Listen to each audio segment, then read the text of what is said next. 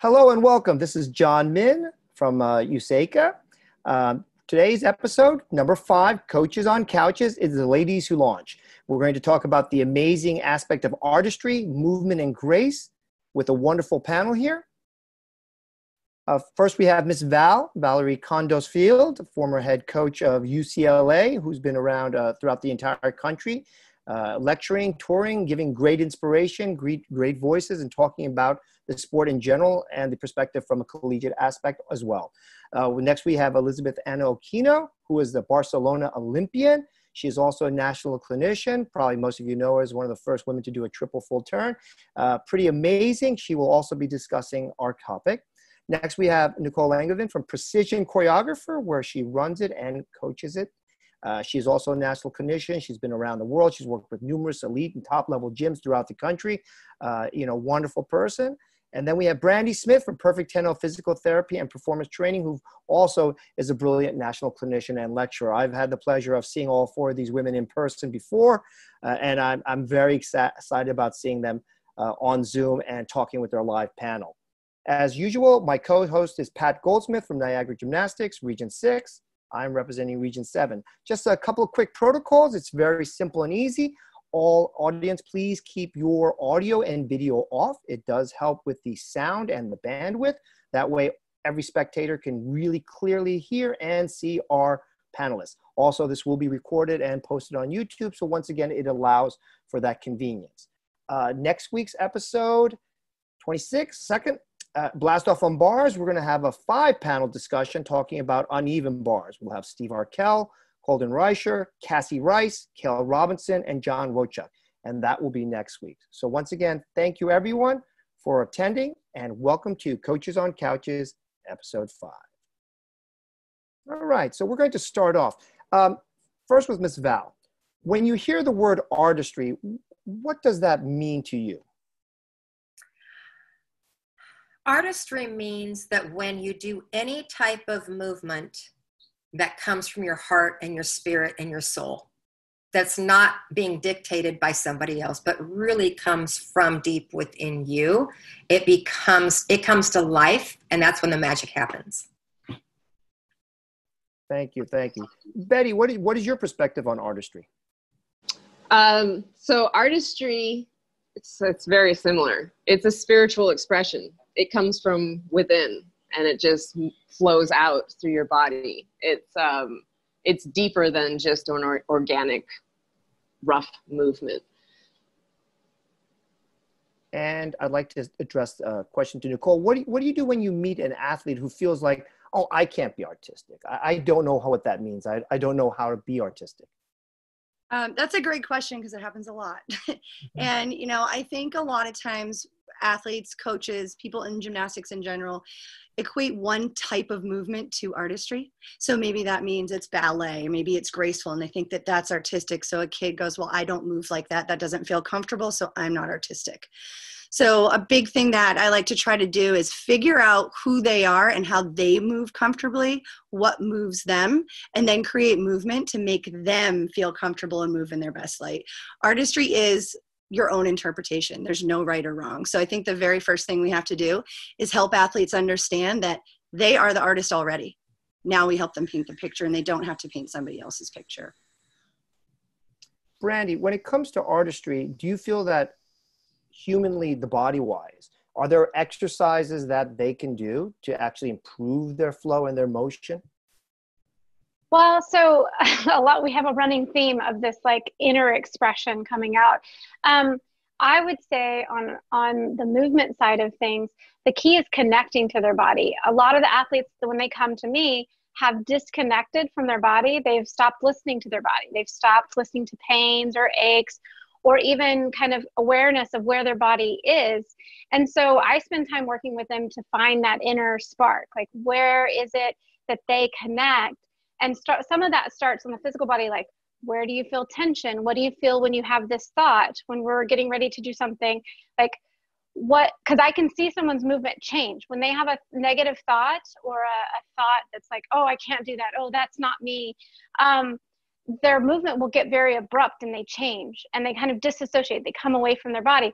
So if you work with them on just, I mean, truly developmental movements and having fun and play with movement, that's where I think they find their body and they find connection to their body and who they are. Just let their body move. One of the most fun things is just letting kids go around the gym and be animals and just let them be expressive and be animals, or mirroring. And I love always, because every group of kids will have that one or two kids that just don't really care and they just do their thing.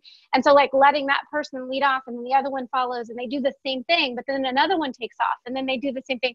So mirroring movement helps with connection with themselves and connection with their teammates as well.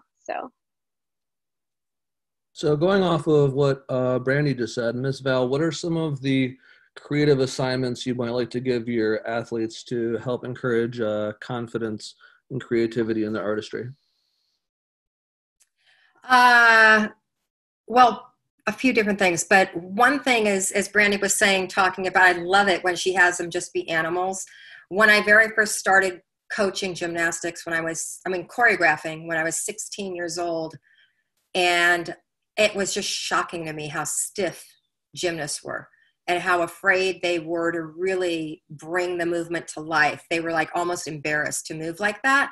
And so I found that giving them a story and a character allowed them to gave themselves permission to come out of their shyness and to really be on stage and acting. And so to this day, I will craft a storyline and a character around every floor routine that I choreograph.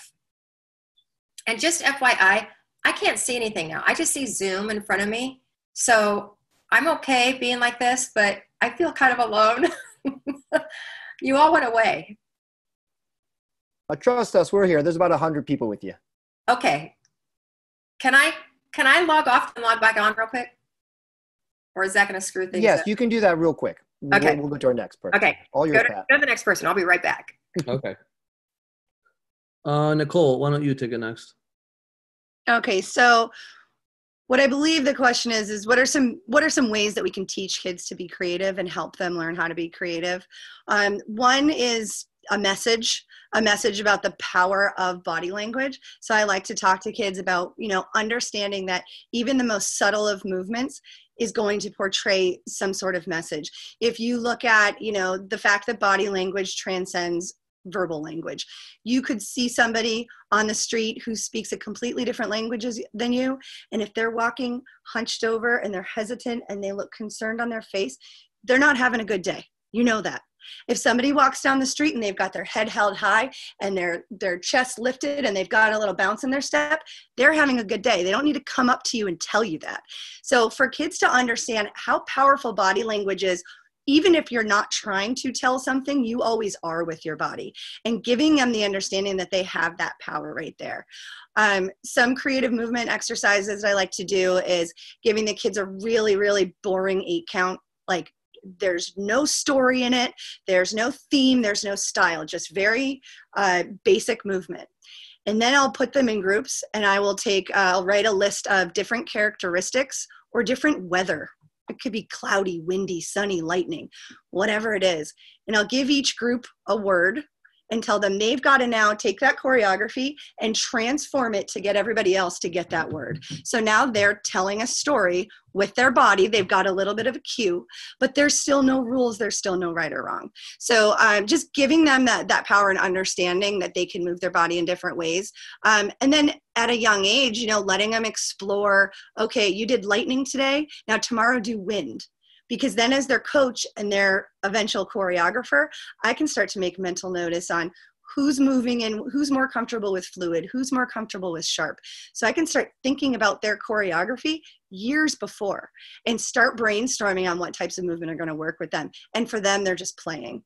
So the other point I want to make about that is when they're little, they are not self-conscious. And I think what happens is we wait until they get their first optional routine and we think we're going to bring in a choreographer and now they're going to start performing. And the problem is that usually happens when they're tweens or teenagers, and it's their most self-conscious time. This is not the time to ask a child who is at their most self-conscious to do something vulnerable like perform. We need to do it. We need to catch them early because at that point it's too late. get them thinking that weird is cool, and make that a culture in your gym, so then we can hone it later on. Thanks, Nicole. Betty, what do you think about this? So I come from the world of dance as well as gymnastics. And as much as I coach and I choreograph, I still try to implement myself into dance classes with a lot of the professionals that I enjoy their choreography. And something that we do in dance that we don't do in gymnastics is anytime like the teacher or the choreographer is teaching, they always like associate like a sound with the movement. So, you know, they'll be like, cha, ha, cha, you know, and so it's like a movement and then it's a sound that also comes out. So I feel like when kids start to try to implement like a movement to a sound and sort of like, you know, I'm fierce, or I'm strong, or I'm free, or I'm, you know, to what they're doing, and putting a sound to it. Obviously you're not going to do that in your floor routine and then taking that sound away, because when we choreograph or when dance teachers choreograph, it's always with that sort of like cha, ka, pa, ha, he, and they ask you to do that. Like you're going to turn and they want you to go as you're walking forward, and it creates this expression on your face. And so then you take out that sound when you obviously are on stage and actually performing it, and it still delivers that same sort of emotion. And I find when kids can connect an emotion to a sound and to like an image at the same time, and then they pull that away, it stays and they feel a lot more comfortable in their expression. Thanks, Betty. Brandi, I see you got your hand up. Yeah, I love what Betty had to say, and Nicole, about the kind of bringing in a sound, bringing in an emotion, and then taking off any expectations. On my end of things, what that does for the brain and the body connection is a bunch of releases of amazing neurochemicals that free up the nervous system to allow them to move. So a part of what I think people are dealing with when they have these kids that can't move is because they're either people pleasers, perfectionists, type A, or they have all this added pressure put on either externally or internally. We don't always know. And it upregulates their nervous system. And so then their bodies become very rigid. Basically, the neurochemicals turn on the brain, they flush out to the muscles fire, and it's hard. They get really rigid. And so that's why you see an athlete in a stressful situation tighten up, and you see like timing changes. They under rotate things where they normally wouldn't. They don't quite catch, they don't get their arms all the way open on the catch up. The choreography and artistry is where you greatly see it, I think, when like the meets get big and they start getting stressful. So what I love about all the little things that they're doing is that on the science side of things, what that does is frees up the nervous system. It releases good neurochemicals, so then they can freely move.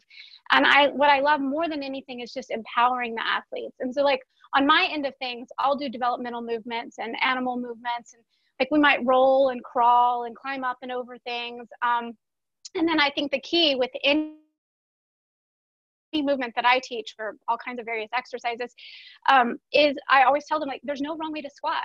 Like everyone has this idea that like you have to squat a certain way, you have to leap a certain way, your hands need to be in this direct position. And when they get themselves put into a box, all of a sudden it's like a pressure squeezer, and the nervous system gets turned up to fight or flight. And then you have a kid fight or flight or freeze, because then you have those kids that just blank over, and then they're really not moving. They're like moving like their arms are 100 pounds, you know? So what I love is that they have implemented in their way of teaching and choreographing, and I do it on a kind of a different scale, but they're implementing the way of connecting the brain to the body so that you can get movements that are fluid and enjoyable and fun. I spend time talking about finding your cup of joy and filling your cup, and finding gratitude and joy in every movement that you do. And I even have the kids visualize their cups, and I have them tell me what their cup looks like, what color is it, what do they put in their cup, is it liquid, is it little marbles, is it ice cubes? And like then they can just, you know, and it just takes the pressure off. The wrong way to do it, and let's just do it for joy. And then once they find this joy and they start finding joy, the research and science in gratitude and joy is amazing neurochemicals, which creates fluid movement, smooth coordination. Thanks, Brandi. That was great.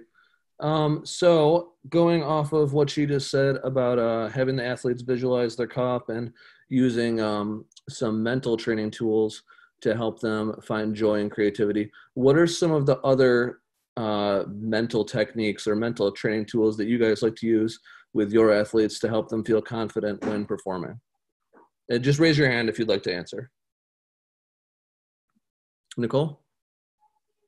So as far as and this is actually connected to that first question that you asked about, you know, or John asked, what happens when you have an athlete that maybe isn't confident in their artistry? But to direct to your question, Pat, I like to tell them mentally to remember when they're going out there. Now let's talk about competition, right? So I'm also a judge, and as judges, we have 3 tenths that we can take for artistry at the JO level. And I like to let kids know this, that even a choreographer who is a judge, I've taken the 3 tenths 2 times ever. And I tell kids this not because I have a low standard, it's quite the opposite, because I've also rarely taken 0. But I like them to understand mentally this game, in that if you go out there and you attempt something, you put yourself out there, and maybe you're not Broadway ready. Maybe you're not at that, you know, oh my gosh, level of performing. But if you put yourself out there and you try to portray something, give me something, you're going to get back some of those 3 tenths that you will completely lose if you don't try at all. And I think that's really important, because a lot of kids will shut down because they will think, well, I don't perform as well as so-and-so, so if I try, I'm going to look stupid. And those are not my words. Those are words I've actually heard from kids. She takes dance class. She's a theater kid. I can't do that. So compared to her, I'm going to look stupid. So I'm not going to try. And to those kids, I say, give me something. Just try. I'm not basing you that you're not ready for Broadway. I want to see what you can give me. And a 1/2 tenth, a tenth, a tenth and a half out of that 3 tenths can be the difference between qualifying for something or not. And that can be the difference in their confidence being shot or not. So that's what I like to let them know, you know, give me everything you have. And if it's only a little bit, that does count for something. And if they can continue to do that, they'll start to see that it pays off. And hopefully that artist inside of them will start to grow and develop, and they will rise to that level that we know they can. Thanks, Nicole. Anyone else like to chime in on this one? Betty? So for me, I think the biggest thing when I'm watching a floor routine is, are they enjoying themselves? And it doesn't matter how great of an artist they are, if they have great extension, but are you having fun out there? And I think that kids can connect to that. Find something in that performance, whether it's your explosiveness, whether it's your power, that can bring your joy out. Because really, as an audience, as judges, as coaches, we just want to see you having fun. I mean, that's the most important thing. Are you enjoying that experience, that performance? We're going to enjoy it. And so I always try to get them to find a way to tap into that joy. What is it about this floor routine that brings you joy? Maybe you don't find yourself to be a great dancer or an artist. That's fine. You think you're powerful. You love to tumble. Well, let's focus on those power points in your routine and really shine and have fun with them. Let us feel that you're actually having fun, because we know it's fun, right? So don't be afraid to show that. And I think a lot of times, or at least from my era and my generation, we weren't really encouraged in that way. Let's just say that. So now getting kids to knowing that that's really the beauty of the sport, right? The joy. That was tactful. The joy that, that you can find in it. Thanks for the thumbs. Yeah. Thank you so much, Betty. It's definitely true that we do live in an age where now there's a consciousness about body awareness and about how women perceive themselves. So when you're dealing with your athletes, I'm going to address this to Miss Val. When you have athletes coming to your program, do you look at their types of body? Do you look at their, their levels of flexibility, their style, and do you try to kind of tailor make the routines and artistry towards them, or do you try to kind of say, well, we all kind of have a certain image and we want to try to focus on that and try to transform you? Is it more of the Pygmalion, My Fair Lady, or is it more of the individualized artistry?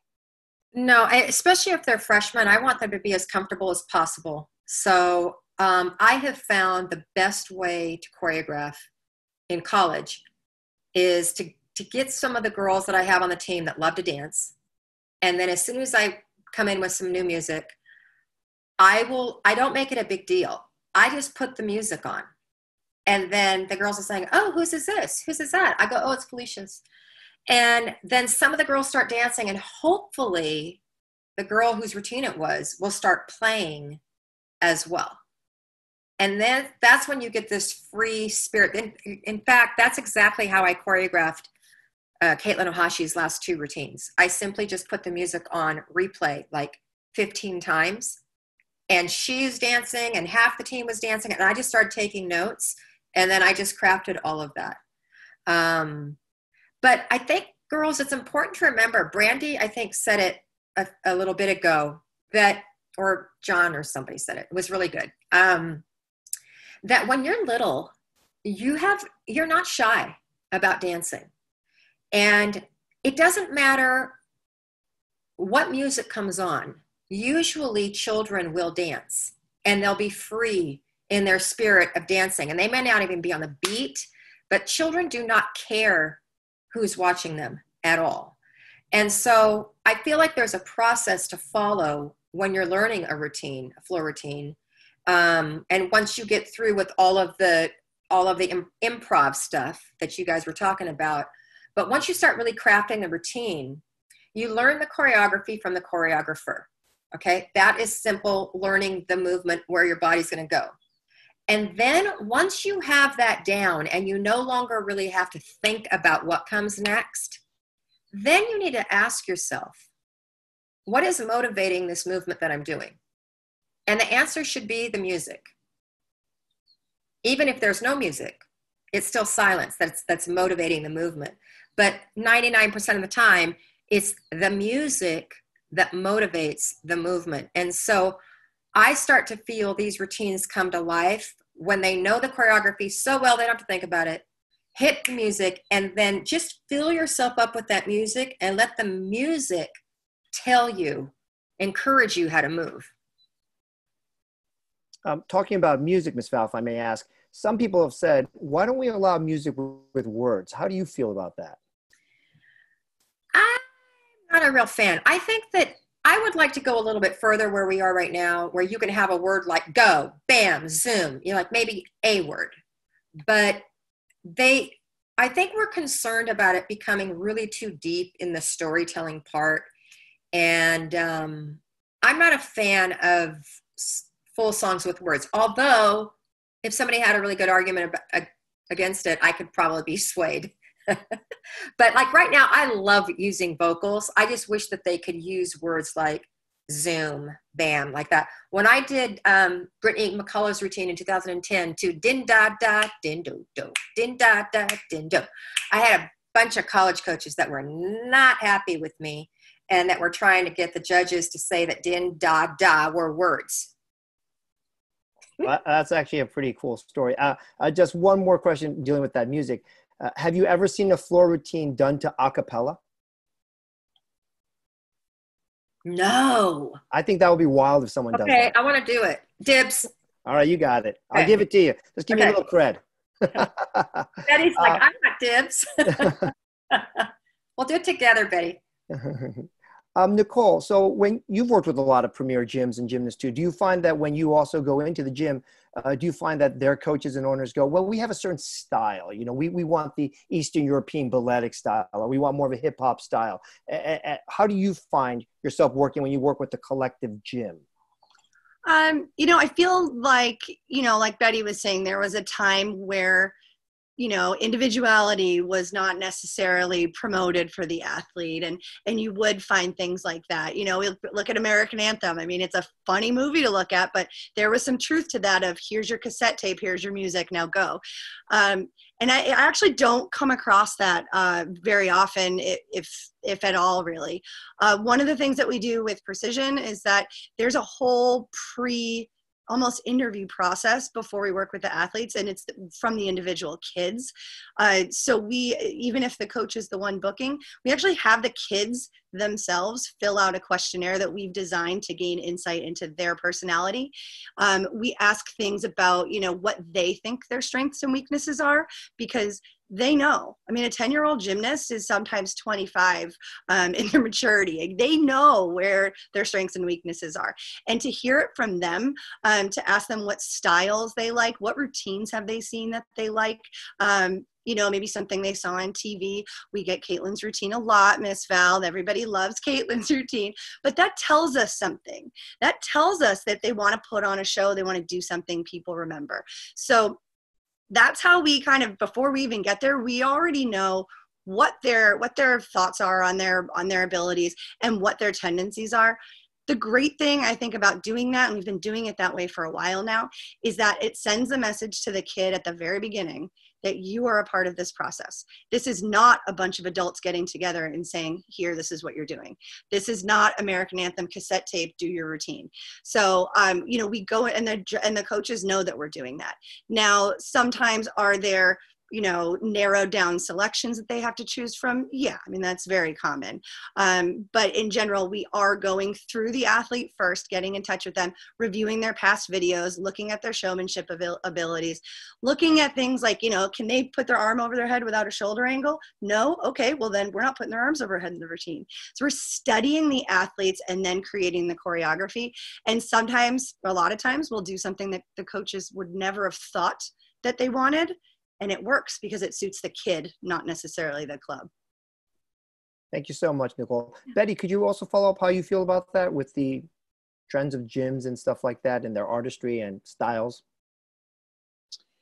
So I find the same thing, that most gyms are open nowadays. They're not very rooted in any one style, and there's not like, you know, and if they are, they're not bringing anybody outside in. They've got their in-house choreographer who they're used to, who does the certain style, and that's what they're going with. But most people that are bringing outside choreographers in are pretty much just open, and they're really allowing the athletes to choose their own music.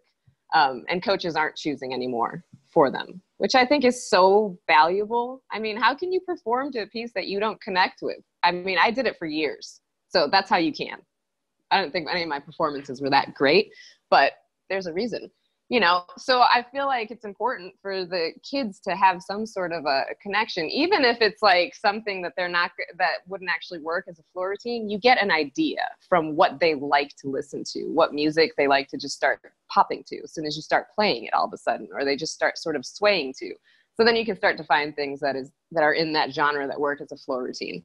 And I like that. I think we're embracing more individuality and creativity and uniqueness of expression just on the whole as a sport.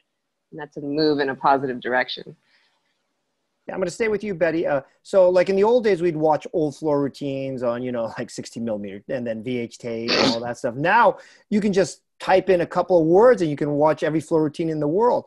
But now with the social media, so many gymnasts, especially my own gymnasts, they're doing those TikTok videos and they're following other things. How do you feel about that? Do you feel that's kind of destroying artistry because they're mimicking each other, or do you find that's a good expression? I think it's a great expression. One, they're developing that ability to follow and pick up choreography. So I find that kids pick up choreography quick now. I mean, they're not exactly used to using their legs with their arms. They just use their arms.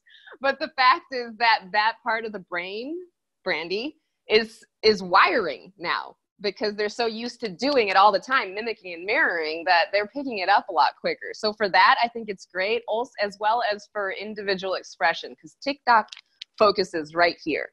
I'm not going to lie, I am on TikTok and it's addicting, like stupidly addicting, especially if you love like learning. Don't shake your head at me, Miss Val. Especially if you love learning choreography, because it's just that challenge of like, oh, I'm going to get this. I'm going to get this. And then you know, obsess with it, doing it forever and over until you get it. Anyway, my point, I digress, is that so much of it is right here that it requires face. And if you watch like people that are really good at TikTok, you see a lot of facial expressions that are going along with their arm movements as well, which if you can learn to communicate that language, it transfers into a floor routine. They just have to start incorporating the rest of their body. But, baby steps. Thank you so much. My girls, you can do more TikTok videos. Don't worry. So speaking of, Miss Val, okay, let's go to Miss Val. I do. Okay, first of all, Betty, I was cringing at you saying you were addicted to TikTok, and I just imagined like you telling your husband, who's amazing, not now. I got to learn another dance. I got to learn to dance. So that was my cringing emoji. Okay. But I echo everything that Betty said. Anytime you can get kids up dancing freely without worrying about how they look, do it for hours on end. But something you said, Betty, I wanted to make sure that we talked about on this platform, especially with any choreographers or coaches that are here, is that if you're going to choreograph the body, the face is part of the body, so you got to choreograph the face as well. And sometimes it's just joy and happiness, and you just give the athlete an emotion to portray. Or if you're Nicole, you give them weather, which I think is brilliant. I'm stealing that one.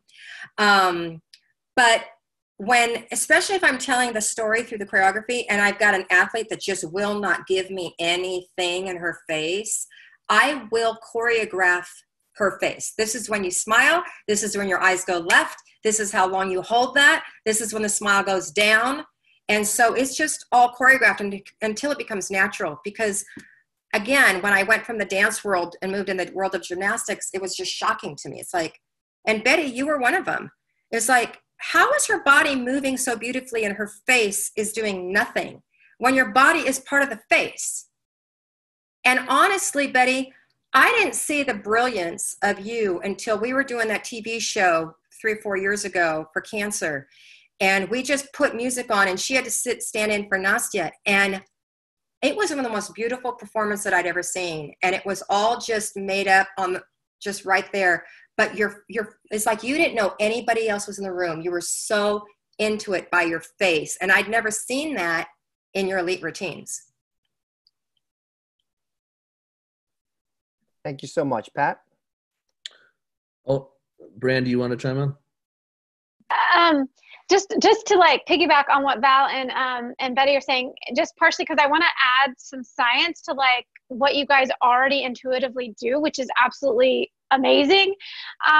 So developmentally, so part of things that we look at when I'm looking at movement and trying to reset an athlete's movement, right, is to go back developmental. So if I take them to developmental early movements, rolling, crawling, army crawling, other things like that, we can reset the nervous system. So what's interesting fact for you guys is that the nerve to develop is actually in the face. It's in the mouth. And so all of our nerves through here develop first in utero before the rest of the body. And so what I find is interesting is that Coach Val, you hit intuitively right on it, is that if this is doing nothing, there's a lot of affect. So if we have someone who's got a lot of affect, these are kids that when I ask them to cross midline, they can't, or their balance is off and they fall off, or they are the ones who twist like this, or you're asking them to turn one way and one part of their body is going one way and the other one's going the other way. A lot of times they have a lot of affect, and it goes back to some things like really early on in neurodevelopment for them. And so what's interesting is that by getting their face going, like you said, I'm just going to give them choreography for their face. You're actually getting the rest of the nervous system and the rest of the body to follow. And I think it's just beautiful. So on a neural development level, it's amazing. Okay. Ms. Val? I promise I'm not hijacking this. I just want Brandi, I want you to talk about the fact, because I make my girls smile on beam. And it's so that all of those synapses can start firing to make them feel good. I make them smile on beam, not just because they look better, because it literally makes them feel happier. So could you speak to that? And if any of my girls are out there listening, now you're going to hear the science behind what I was telling you all these years. I love that. Let's hear it, Brandi. Yeah, so I'm going to tell a short story and finish the explanation. But I had this one athlete whose coaches had a lot to say, right? Like every time she went, they had a lot of constructive feedback in their mind, right? But this athlete was a perfectionist. So she took that constructive feedback, which was said a lot, as criticism, which is how it felt, right? And so basically she kept falling on her flight, and then that just went on to her leaps, which then went on to her choreography, and everybody was upset. And the kid was like, and I'm treating her for some other things, and we're dealing with it. And I said, you know what? So let's go through the movements and start going through her thought process. And she's just herself the way through the routine. And so what we did was we recentered her, and I gave her new movements, and we found some joy. And she said, I asked her, I said, what's the one thing that if you just close your eyes and you think of this one thing, you just light up, like it makes you just feel so good. Like you just like want to just radiate. And she said, babies, lots of babies. She goes, I want to have like 12 of them. And she's like 12 years old. And I was like, 12 babies, that's a lot. But she's smiling, radiating it so much from her heart. I'm like, 12 babies it is. And so basically, this is hilarious. This kid carried this all the way up to level 10, by the way, and did really well. She said, so I said, look, let's take the idea of babies. Okay, all I want you to do is go baby, baby, baby. Hit your back handspring, baby, baby, lay out, baby. And just over and over, it's all you say. And she like nailed a routine with me. And then I said, okay, every time your coach says this, sorry, coaches, but I was trying to rewire her. I said, every time your coach says, you know, square up, tighten up, put this here, I said, just think baby, baby, baby, and baby. And so she input baby every time I gave her feedback on beam. And her coach called me a week after I worked with her. He goes, what did you do with her? And I go, we just worked her brain. That's all I did, right? But the thing was is that she actually took it even further because it made her feel so good that she was like, I even like the way babies smell. And I said, okay. And so the next meet, she tells me she had baby oil in her bag. She was like, oh, babies, and like just happy, right? And so the point is, back to Miss Val, is that whatever brings a person joy, like one of my athletes trained 4 hours away from her home, and where she felt the most joy in life was out in the fields in this small like farm town that she lived in with her family, and they had butterflies that would hit the fields. And so that's what brought her joy. One of my other athletes, he was black tuxedo kittens, right? And so, but like, these just made them smile. So the point is what I was doing is playing brain tricks with them. I was just getting them to turn on the epinephrine, the norepinephrine, improve the serotonin in the gut. Believe it or not, it's the gut, not the brain. They're all connected. And I'm just getting them to wire happiness. And so truly, there's been studies that show you can fake it. You can seriously fake it till you make it. You can smile enough, even if you don't feel happy, and your posture will improve, and the neurochemicals will come on board. And then when the neurochemicals come on board, then follows the emotion. So it's back to that. We get to choose our day. We get to choose our workout. We get to choose our event. We don't always get to choose the equipment. We don't always get to choose our teammates. We don't always get to choose like that I hit every flight. It doesn't happen, but I get to choose that I'm happy doing this, even though I fell. I'm happy with my fall. I tried, right? Like, so, but the athlete that's going to succeed is going to be the athlete that's happy to try, because that is going to be the neurochemicals that's going to last you. And not only is it going to last you your career, it'll last you a lifetime. If we have enough lights in the world that are just happy to be happy, then the world would be a happy place. So there's the neurochemical, Coach Val. I hope that helped. Thanks, Brandi. So, hold on, Nicole wanted to chime in. Nicole? I just want to chime in real quick. First of all, Brandi, I mean, your joy is freaking awesome. Thank you, because I have to be honest with you, I'm so tired right now, and you're just like radiating joy and energy, so thank you. But I wanted to say this is so interesting because one of the deductions that we have on beam is actually called lack of sureness. And I just did a lecture on again this week, and I have a picture of Kyla in her UCLA days on beam landing. She's in a lunge and she's got a big smile on her face. And that was the example, because people don't quite understand what is that 2/10 deduction, what is sureness. And it's not a, you know, it's not a concrete thing, but that moment showing that athlete at such a high level doing such difficult stuff on the beam landing with a smile, that was the best example I could give everyone. So Brandi and Val, thank you for contributing to that. Brandi, thank you for making sense of it though. Appreciate it. That's awesome, Nicole. So I know we have some gymnasts here watching as well. So I was wondering if you guys have any suggestions for things they can do while they may be stuck at home and not able to get into the gym that can help them with their artistry and dance. Just raise your hand if anyone wants to go. Nicole? Sorry, Miss Val's words, I don't want to hijack. But this is just something I feel really strongly about.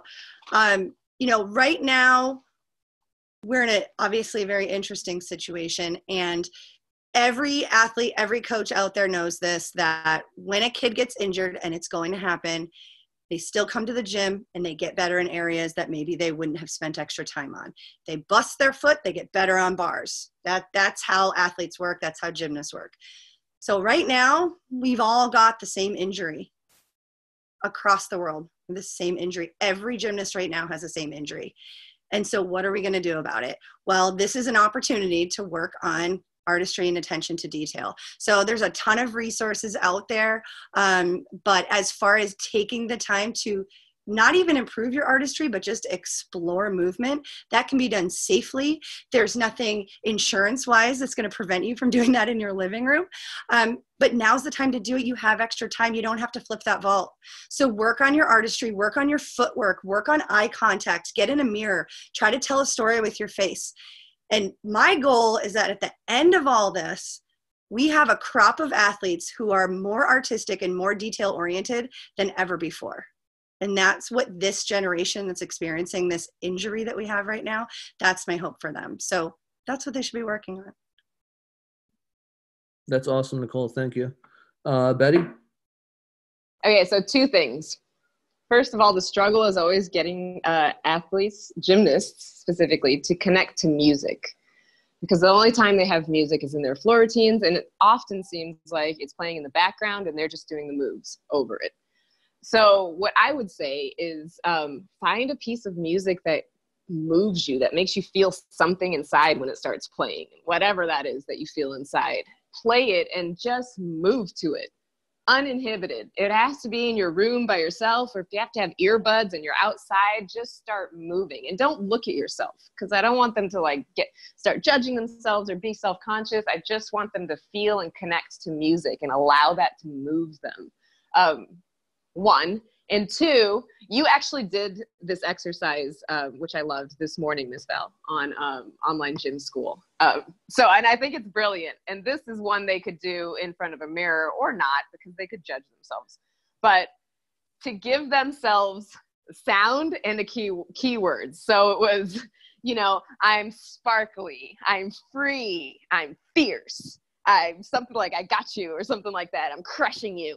And so to do the movement, to do it with those, saying it at the same time, making the face and saying it and feeling it and doing it, and then take away the sound, and then still have that playing in their head and do the same thing. But then they start to get comfortable with the expression of movement and their face as well. So those two things. Awesome, Betty. Thank you. Anyone else? Okay. Everybody together, since Betty brought it up. Here we go, Betty. You ready? Sean, Pat, you ready? Here we go. Everybody. Oh, we're doing it. Okay. So everyone online. All right. We're doing the exercise. I'm brilliant. I want to see you say it, and I want to see your face. I'm brilliant. I'm brilliant. I'm happy. I'm happy. I sparkle. I fly. What was the next part? I think it's like bad. Yeah. Your face goes bad. Thoughts. I crush you. Bye. Okay. So everybody together. 5, 6, 7, 8. I'm brilliant. I'm happy. I sparkle. I fly. Bad. Thoughts. I crush you. Bye. That was awesome. Yes. Thank you so much for sharing that with us. Bravo. I'm sure our audience is also clapping loudly. We can do the virtual clap, so if you want to do that. Since I have you, Miss Val, talking about those kind of mental drills and everything, what about when coaches tend to love to have athletes do what they call the shut-eye mental visualizations of their floor routines. Sometimes they'll just have them do the arm positions while they're just sitting or standing. Do you have your athletes do that often, and how do you find that helps? Absolutely. Any great athlete will tell you it's not just what you do in the gym, it's the mental game. We call it the game within the game. And I am not just saying this because she's here, but I learned something these last, it feels like 85 weeks, but it's been like 8 weeks, through Betty. And I've never been able to really calm my mind to see, like when I was dancing, I'd always fall, or I'd always slip out of my point shoe, or I'd do something like not good. And I have been following Betty Okino's breathing morning meditations. And Betty, if you could just like simply for the kids talk about the pebble and all that. This is super important, you guys. Yes, please. So part of at the very end of the meditation, and Brandi being of the brain, of course you're going to understand this. But at the end of the meditation, I always have them visualize a still pond and visualize it in detail. So what do you see? Is there sun? Is it a night sky? Is it in a mountain meadow? What does it look like? And then visualize themselves dropping a pebble into that still pond. The pond is so still that it's like a mirror. You can see the reflection. And dropping a pebble into that pond and then witnessing the ripple go out. And then I have them make that pebble understand that pebble is their intention, their thought, their vision. And when they drop it into that stillness, it has an effect. But when they visualize that pond stormy, like a sea, it's just crashing waves, and they drop that pebble in, you can't see it. There is no effect. It kind of gets lost. So I imagine that's what you're speaking to. The same thing with visualization, creating a placid, still baseline to visualize from. Now we got to throw it to Brandi, to the brain person, but to talk about that connection, that mind-body connection that happens. Yeah, I've been loving Betty's meditations as well, and I lead meditations as well, and I do meditation with my athletes, have for the last 4 years, and to speak about the brain-body connection, and part of what Betty's doing with meditation is that meditation, so why did I find meditation? I'm a physical therapist, right? So I got very intrigued by the nervous system and why it was I had particularly these specific 5 athletes for 4 years in a row. And I watched this same pattern of limitations progressively getting down and pain coming up as nationals came. One had allergies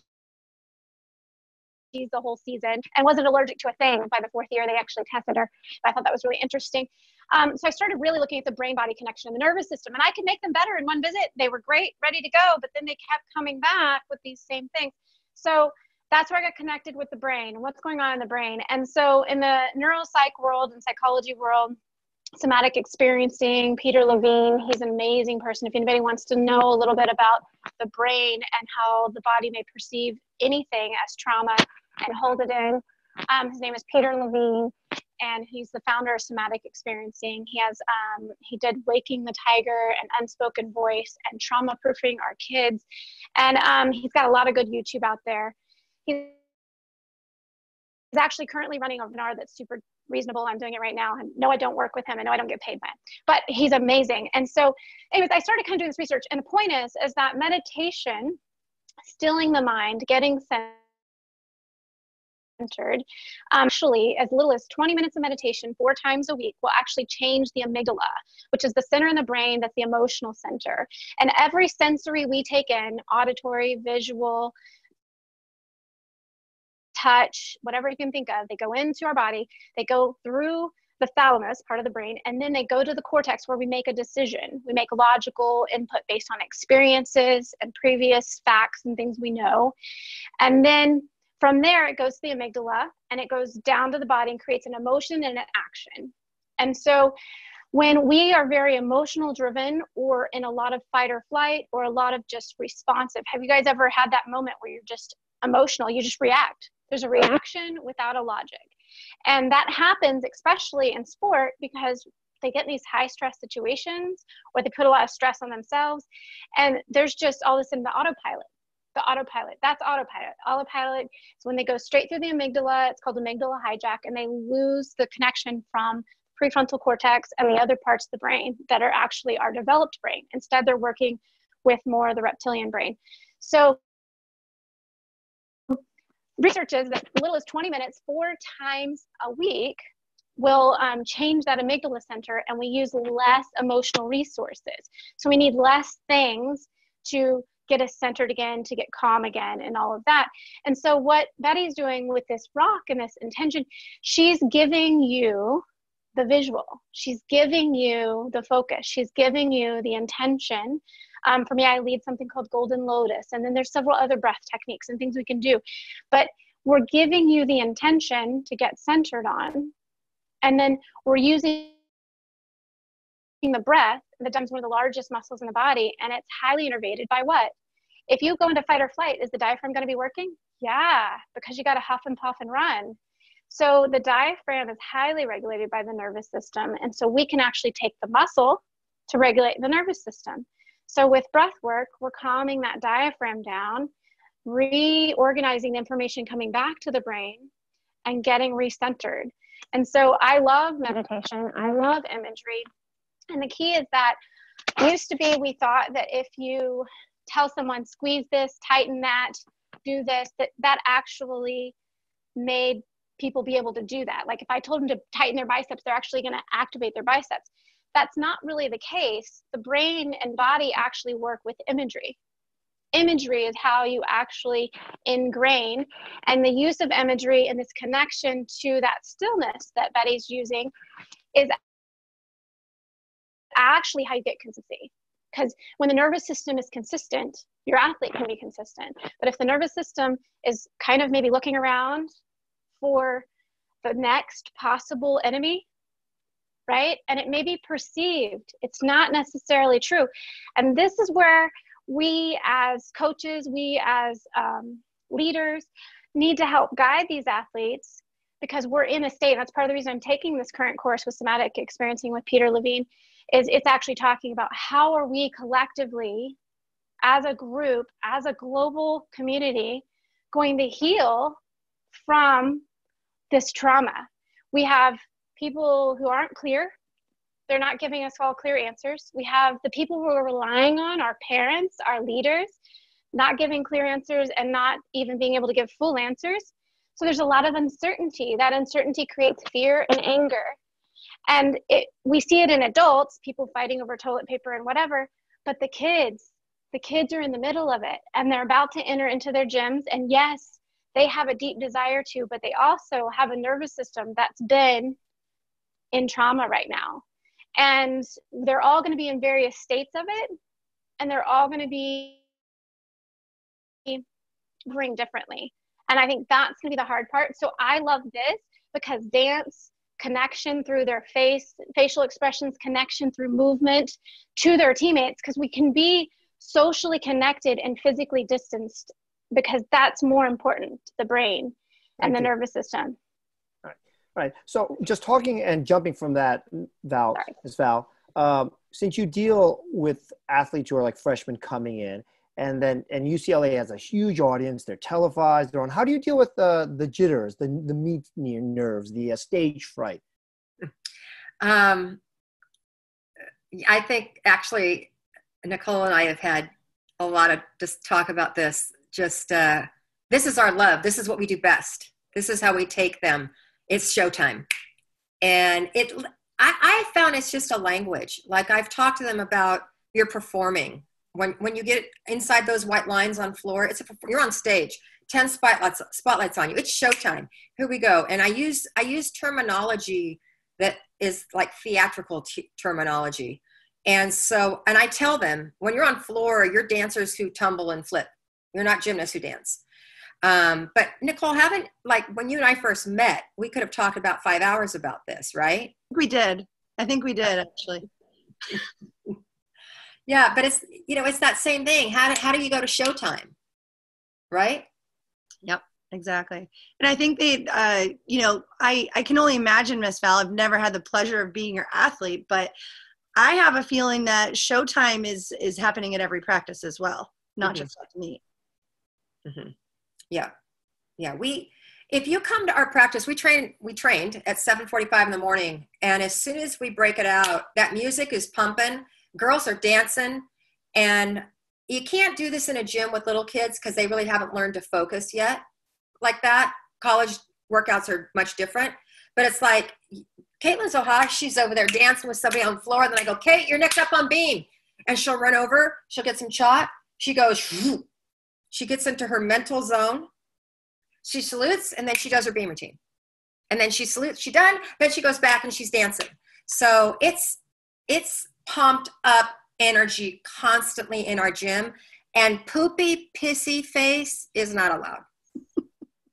And that definitely shows when you're watching you on TV or live, and it's really admirable. We want to see that kind of, like you said, you know, a negative energy, negative person can really drag down an entire group. Pat? So going off of that, what are some other things that coaches can do to help create a culture of artistry in their gym, so that it's not just where the kid shows up to the meet and they have to behave, you know, like kind of show it off there, but show it off. How can we inspire the athletes to be showing it off all the time, really?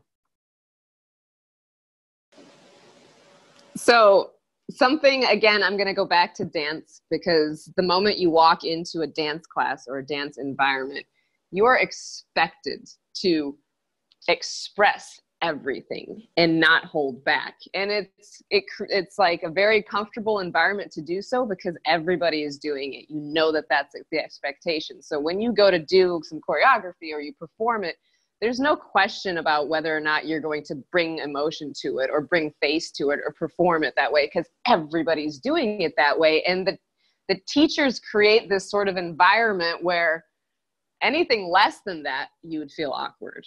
You know, so I think for so long in the world of gymnastics, and it takes time to shift the momentum, but in the world of gymnastics, we were so very rigid, and we really expected our athletes, and I think sometimes still in gyms, we really expect, like, we don't understand that artistry requires some level of expression and freedom of emotion. You still have to be able to govern that emotion, and that's the power of the gymnast, right? To be able to go from that free expression into absolute focus when you're doing your tumbling pass, back into free expression, back into absolute focus. And I think cultivating that sort of comfortable environment and the freedom for that to happen within the culture of the whole gym, I think will allow it for it to happen more easily. Thank you. Oh, let's have Nicole and then Brandi. Yeah, and the whole idea of, you know, the culture of artistry in the gym is something that has to happen, you know, not just from the second they walk in the door each day, but from the second they walk into the gym the very first time. And so this idea of, again, waiting till optionals, waiting to get your routine to then starting that conversation about artistry is too late. So, you know, things like, you know, these little kids, these little pre-teamers, when they learn a half coupe turn on beam, they don't just learn a coupe turn, and then when they get their routine, they put it in and learn where their arms go to press back and V for the finish. We're telling them that the artistic part of it is an add-on. So something we can do to flip that is teach that as part of the skill. A half coupe turn has 4 positions: prep, turn, land, finish. That is the skill, not if it's good or once it's in your routine, you know, then you add the finish. So sending the message right away that artistry is part of what we do every single day, not just something we try to do later. And thinking about the idea of, you know, bringing in a choreographer and expecting that to make your kids artistic, it's not reality. The reality is that's like asking a clinician to come in and take a group of kids who don't have strong tap swings, don't know how to open their shoulders, have weak cores, and say, hey, come in and get them all tacachos. It's not going to happen. So it's up to the coaches to be instilling the idea, the conversation, moments of artistry from the time they're very, very little. And then by the time it's time to perform, now we're not turning something on that we've no idea how to do. We're not doing a new skill. But maybe, just maybe, they're doing what they do every day, and the adrenaline of the audience and the thrill of the competition is going to raise their artistry maybe a little bit more. Nicole, since I have you real quick, a lot of gyms are actually moving away from compulsories and going strictly to optional programs through Excel, Yoga, and other formats. What is your feeling about that? You know, my personal feeling is that what you're doing in competition really is just a practice for the end game.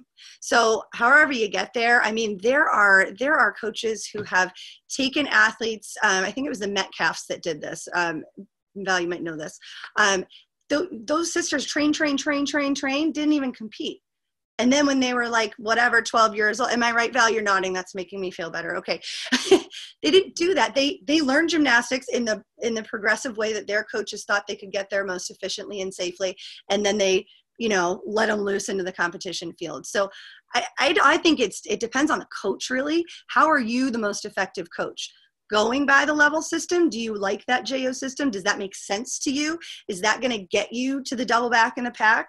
Or do you feel like you have another way to do it? And by doing Excel with maybe some looser rules, it allows you to take your own path to whatever the end game is. Thank you. Thank you. Brandi, you had your hand up?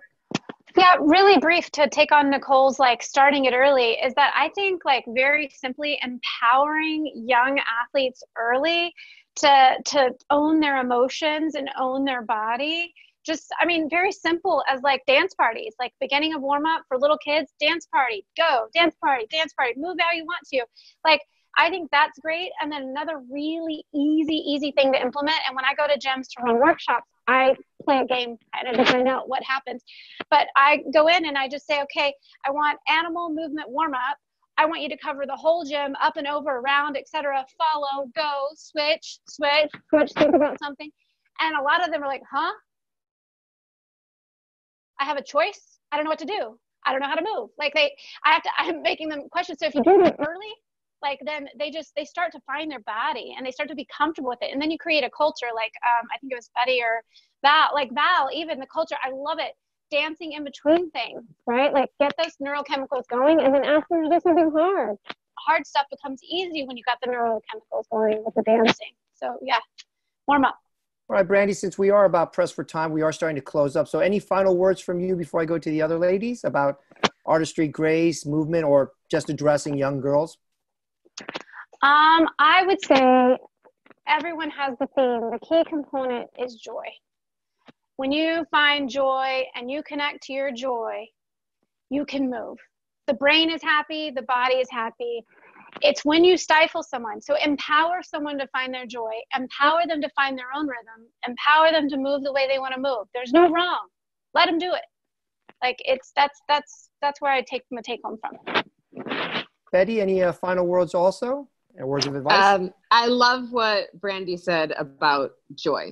So I felt like for me in my gymnastics, when I no longer connected to my joy, and the reason I loved doing it is when it became more difficult for me. It's when I started getting more injuries back to back.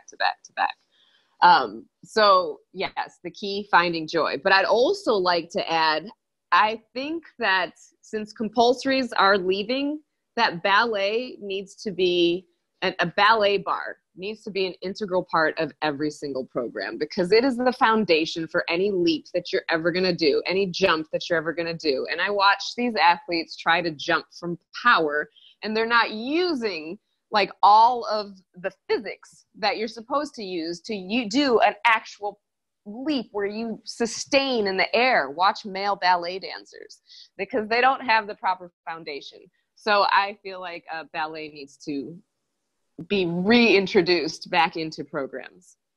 I agree with you 100%. It's kind of funny. I was a vault bars coach primarily, and then when I went to another gym, they actually made me do the dancing choreography, and I told them I knew nothing. So I literally went to school and took 2 years of ballet, and oh my God, I've gained so much appreciation for doing ballet. I then went on to do tap.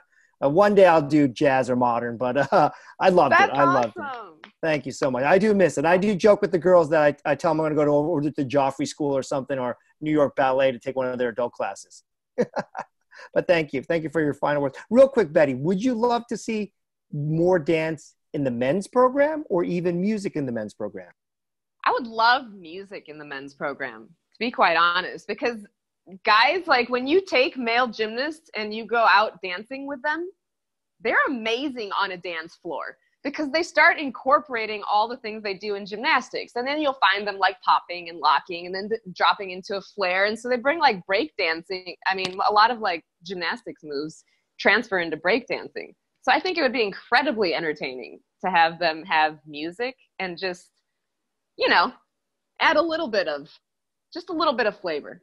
I agree. And there are some great... A little more than the man wipe. Great. And there's some great male choreographers as well in gymnastics. Yes. So that would be wonderful. Yes. Nicole, any final words or words of wisdom for our athletes and coaches? Final words, just kind of reiterate is, you know, start early and teach the athletes that artistry is just another component of the sport that they have chosen to do. And that way you give them time to discover their inner artist and then find the direction that they want to go with that and expand their inner artist. Not wait until level 6 or wait until level 7 or when they're 12 years old or they're self-conscious and go, okay, now you have to be vulnerable and perform. And what music do you want? And they're like, I don't even know what artistry means. So, you know, get them while they're young, teach them, you know, to move in different ways. Don't worry about the outcome goal. You know, like Brandi's talking about the animal things and, you know, they're not trying to look good when they do that. But when they're 12, they're trying to look good. And that's a problem. That's an outcome goal. So to get them to really truly be artists who are moving from the inside, it's got to start without an expectation of what it looks like. And that's when they're little.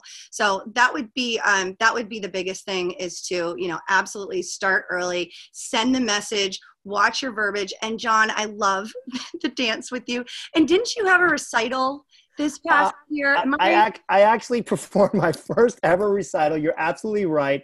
I had a little bit of a tumble where my girls keep saying I fell, but I told them it was a balance check because I had to literally have to do a roll and pull out a flag out of my pants while I was dancing. Come on. That's actually on stage my first time. But John, that is what a professional does because as a gymnastics coach, you know, you don't really get to say, I'm only going to be good at the things I'm good at. And that's that. You know, you may not be a strong bars coach, but you got to be able to take the level 5s one day when someone's out. You've got to have a basic understanding of our entire sport, the psychology, the PT side of it, the emotional side of it, the strength side of it, and the artistry side of it. So learn something. Just like you want to be better at your craft, find a way to learn something. And John, you did that, and that's going to help your athletes. And, you know, maybe you're not Broadway ready either, but you've done something to bring back to the table, and that's better than doing nothing, which I think a lot of coaches who don't have a standard dance background will just say, well, that's not my thing. So I commend you for that, John. Thank you so much. And Miss Val, last but not least, can you please give us your final words of wisdom and advice to our our audience out there? Well, first of all, I am so impressed, John, that you went and took all those dance classes. Seriously. And to say how impressed I am and thank you, the next time I'm out your way back east, I'm coming to your gym and we'll do whatever you'd like. Oh, so, that would be awesome. We're getting back to the importance of the ballet bar. Coaches, you don't need 30 minutes, okay?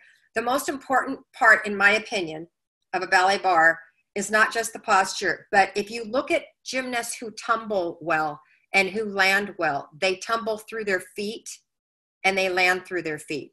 And those gymnasts that have a really hard time tumbling or landing or sticking, they're flat-footed. And so if nothing else, every day at UCLA, they'd go to the ballet bar and they would just do their little feet exercises to get that last part, the ball of the foot to snap. And they knew that was part of their daily. They had to go over there. It took literally 45 seconds to do it. But it made a huge difference. So I fully support that. And I'm going to name drop in a big way right now. One of the most wonderful conversations that I've ever had in my life was last year. I had an hour one-on-one with Kobe Bryant.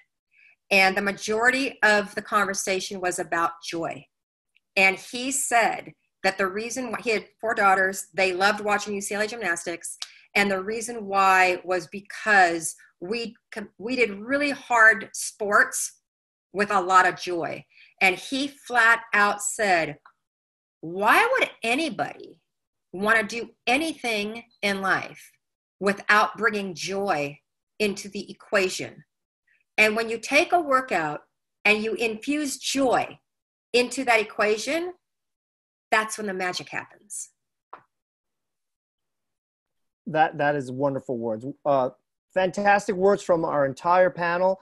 Once again, you've actually inspired me even more. I feel like I need to go back to my ballet and dance classes and keep improving. Actually, I've been toying with actually trying to buy one of those floors, where I could put in my own house and a ballet bar. So I actually have been toying with that idea. So once again, I wish to thank everyone for attending our Coaches on Couches, episode 5, The Ladies Who Launch, Artistry, Movement, and Grace.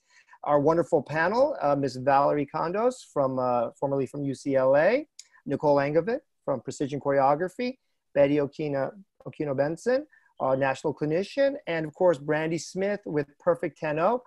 These ladies were all wonderful. And of course, my co-host, Pat Goldsmith from Region 6. Thank you so much. This will be available on YouTube.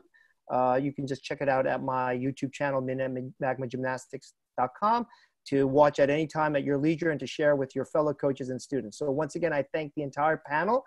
It's been a most wonderful time. I must admit, the ladies definitely keep it moving. The conversation was actually phenomenal. You could really feel the energy and the joy. So thank you. Have a wonderful weekend, and goodbye, everyone.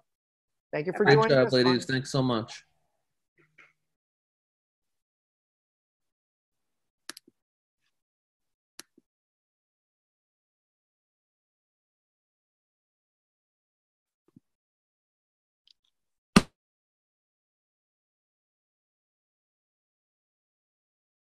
So once again, thank you so much for joining us on Coaches on Couches, episode 5, The Ladies Who Launch, a panel discussion on artistry, movement, and grace.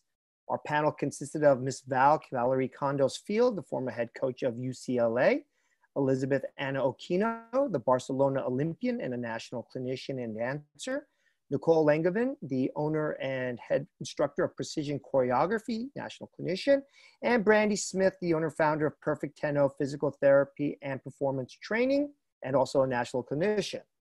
Next week, we have Back to Bars. Blast off with bars, the fundamentals and foundation of brilliant uneven bars for women.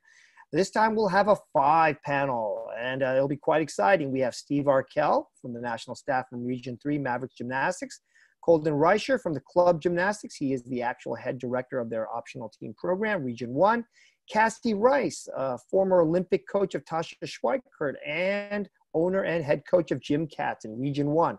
Kale Robinson from Gymnastics East, Region 2. And John Wochuk, our ENA gymnastics from our own Region 7, New Jersey. This is John Min and Pat Goldsmith. Once again, thank you so much and have a wonderful night. See you later, Pat. See you next week. See you next week, John.